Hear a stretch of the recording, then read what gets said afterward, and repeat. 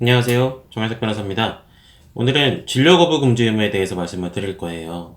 우리 의료법 제15조에 따르면 의료인 또는 의료기관 개설자는 진료나 조사 요청을 받으면 정당한 사유 없이 거부하지 못한다 라고 규정이 되어 있습니다. 그렇기 때문에 그야말로 정당한 사유가 없는 이상 진료 요청에 대해서는 거절할 수가 없다는 거예요.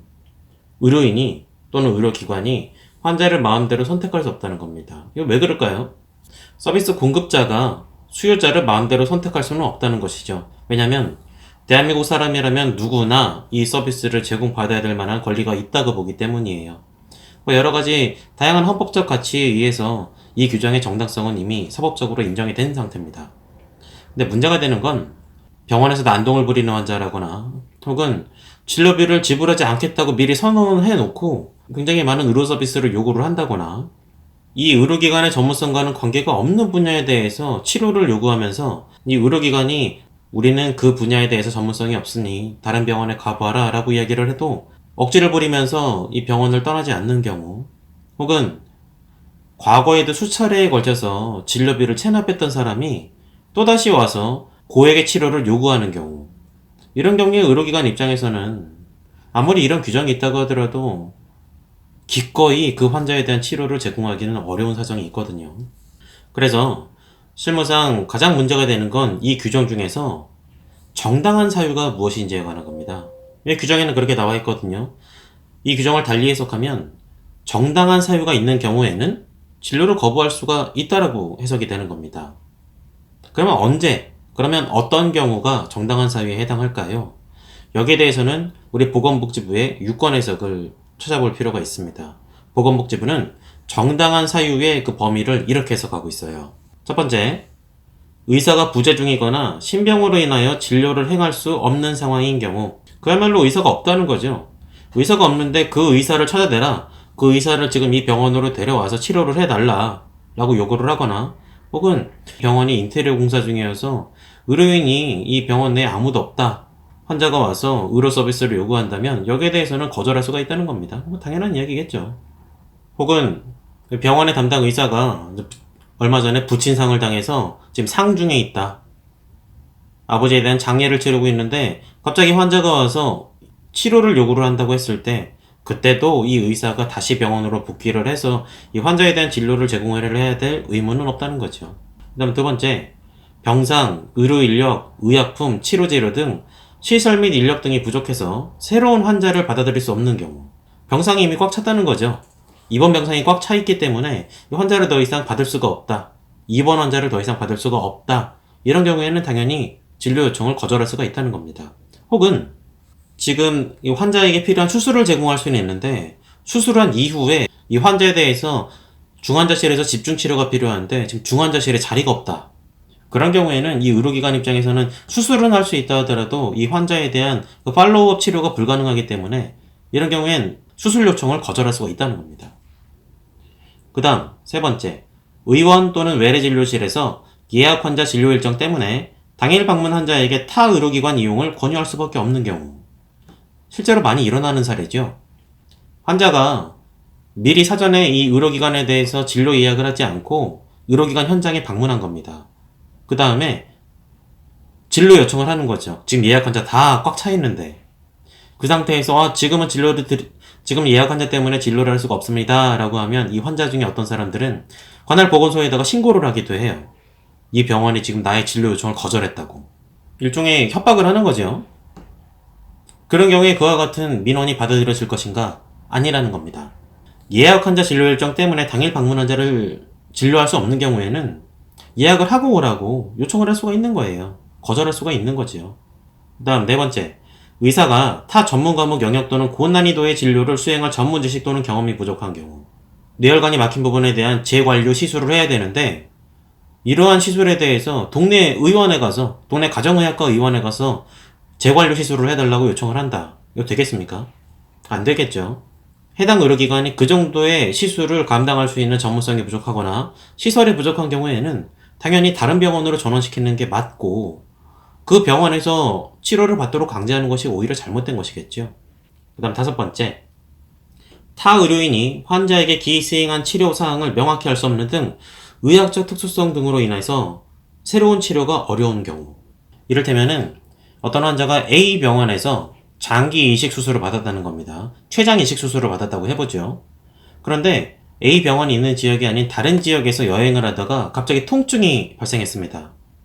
수술 부위에 통증이 발생한 거죠. 그럴 때 B 병원에 가서 내가 지금 수술 부위에 이런 통증이 있으니 진단적 목적의 개복 수술을 해달라 라고 이야기했을 때 해당 수술 부위가 어떠한지, 수술의 경과는 어땠는지 그 B 병원에서 이 환자에 대한 수술을 적극적으로 실시하기는 어렵다는 겁니다. 그런 경우에는 환자분한테 이 A 병원에 가서 치료를 받는 것이 좋겠다.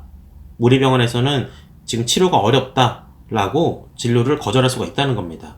그 다음 6번째, 환자가 의료인의 치료 방침에 따를 수 없음을 천명하여 특정 치료의 수행이 불가하거나 환자가 의료인으로서의 양심과 전문 지식에 반하는 치료 방법을 의료인에게 요구하는 경우, 의료인으로서의 신념을 저버릴 정도로 무리한 요구, 무리한 치료 방향성, 무리한 치료 방법을 요구하는 경우에는 이 의료기관은 거절할 수 있다는 겁니다. 이것도 어찌 보면 당연한 이야기예요. 다음 7번째, 환자 또는 보호자 등이 해당 의료인에 대하여 모욕죄, 명예훼손죄, 폭행죄, 업무방해죄에 해당될 수 있는 상황을 형성하여 의료인이 정상적인 의료행위를 행할 수 없도록 한 경우, 요새 뉴스에 많이 나오고 있죠.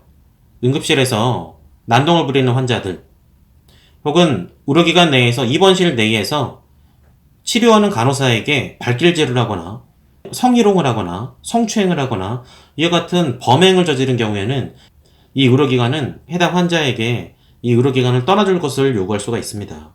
다시 말해 진료 요청을 거절할 수가 있는 것이죠. 의료인을 보호해야 하니까요. 해당 의료인은 그 환자뿐 아니라 다른 환자들에 대해서도 많은 집중과 치료를 제공을 해야 될 의무가 있습니다. 그렇지 않으면 다른 환자들이 위험에 빠질 수가 있기 때문이죠. 그래서 이와 같은 상황에서는 의료인들을 보호하기 위해서 이런 범죄 행위를 저지르는 환자들에 대한 진료 요청을 거절할 수가 있습니다.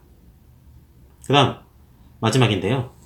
더 이상의 입원 치료가 불필요하거나 대학병원급 의료기관에서의 입원 치료는 필요하지 아니함을 의학적으로 명백히 판단할 수 있는 상황에서 환자에게 가정요양 또는 요양병원, 1차 의료기관, 요양시설 등의 이용을 충분한 설명과 함께 권유하고 퇴원을 지시하는 경우, 특히 상급종합병원에서 많이 이루어지고 있는 일입니다.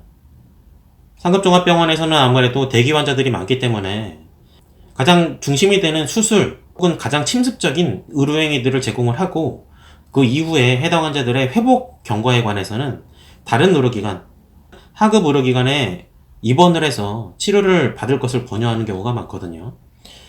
그런데 일부 환자들의 경우에는 퇴원을 하기 싫다고 이야기를 하는 겁니다. 나는 조금 더 전문성이 있는 이 상급종합병원에서 완쾌를 해서 나가고 싶다 라고 이야기를 하는 것이죠. 의료기관하고 환자 사이에 굉장히 많은 분쟁이 있는 영역 중에 하나라고 생각이 됩니다. 그런데 이 보건복지부 유권 해석에 따르면 더 이상 입원 치료가 불필요하거나 또는 이 대학병원급 의료기관에서 입원 치료를 할 필요까지는 없다라고 평가가 되는 경우엔 이 병원 입장에서 환자에게 그만 퇴원을 해달라고 요청을 하더라도 진료 거부에는 해당되지 않는다는 겁니다. 다시 말해 정당한 이유의 그 범위 내에 해당이 된다는 것이죠. 그런데 실무상 가장 문제가 되고 있고 또 의료기관이 곤욕스러워하는 부분 중에 하나는 진료비를 지급하지 않는 환자들에 의한 진료 요청을 거절할 수 있겠는가 라고 하는 거예요. 아쉽게도 우리 보건복지부 유권 해석에 따르면 진료비 체납은 진료거부 금지 의무의 예외로서의 정당한 사유에 해당하지 않는다고 보는 것이 우리 보건복지부 유권 해석의 내용입니다. 따라서 큰 금액의 진료비를 미납하거나 소액의 진료비라도 수차례 미납하는 환자에 대해서 만일 진료 요청을 거절했다면 이 의료법 제15조, 다시 말해 진료 거부 금지 의무 규정을 위반했다고 평가할 수가 있게 되는 것이죠. 일단 의료기관의 입장은 이해를 합니다. 이 진료비를 체납하는 환자들에게 무조건 진료를 제공할 수는 없는 거예요. 그런 경우에는 자칫 잘못하면 병원으로서 적자가 날 수도 있는 것이고 한 번, 두 번 이와 같이 진료비를 지급하지 않고 치료를 받는 경우를 허용하게 되면은 이 환자들이 계속해서 그와 같은 행위를 반복할 수도 있는 것이거든요. 그래서 의료기관 입장에서는 이러한 환자들의 진료를 제공을 하는 것이 굉장히 껄끄러운 것은 충분히 이해합니다만 그런 경우엔 이 진료 요청을 거절하는 것이 아니라 다른 제3의 방법을 통해서 이 진료비를 수령할 수 있는 제안을 해야 돼요. 무슨 말이냐? 아마 의료기관 업무과에서 근무하시는 분들은 훨씬 잘 아실 겁니다. 우리나라 의료 서비스는 건강보험이 적용이 되는 요양급여도 있지만 건강보험 적용이 안 되는 경제적으로 현저히 어려운 사람들에 대해서 제공이 되는 의료급여도 있다는 것이죠. 만일에 경제적인 사정 때문에 어떤 치료가 필요함에도 불구하고 진료비를 지급할 수 없는 사람이라고 한다면, 그리고 그분들이 지금 의료급여 지정이 안 돼 있는 사람이라고 한다면 병원 업무과에서 적극적으로 이 환자들에게 요양급여 적용을 받을 수 있도록 절차를 도움을 주거나, 또는 노숙인 내지 행여 환자라고 한다면 이분들에 대해서 적용이 될 수 있는 복지 규정들도 따로 있거든요. 결국 의료급여 적용을 받게 되는 건데, 이와 같이 이 복지제도에 관한 정보를 충분히 공부를 하셔서 진료비를 미지급하는 환자들에게 이와 같은 정보를 제공해 줄 필요가 있어요. 일단 현행법 상으로는 진료비를 체납했다는 이유만으로 환자들에 의한 진료 요청을 거절할 수는 없기 때문에 차선책을 마련하라는 겁니다. 그런 것들이 결국 의료급여 적용을 받을 수 있도록 조력하는 것이고요. 이런 것들이 실무적인 센스라고 볼 수가 있어요. 물론 병원 입장에서는 이와 같이 의료급여 적용을 받을 수 있도록 조언을 하는 거, 대신 도움을 주는 것도 귀찮은 일일 수가 있기는 합니다. 그렇지만 이 대한민국 의료기관은 이 공익적 목적의 의료 서비스를 이 법률의 규정에 따라서 제공을 해야 될 의무가 있어요. 일반적으로 길거리 가다가 핸드폰 사는 거랑은 다르다는 거죠. 이 부분에 대해서 인지를 하시고 또 이해해 주시고 좀 더 적극적으로 이 환자들에게 대한민국 복지 시스템을 이용할 수 있도록 계도할 필요가 있는 것 같습니다. 실무상 참고하시면 되겠어요.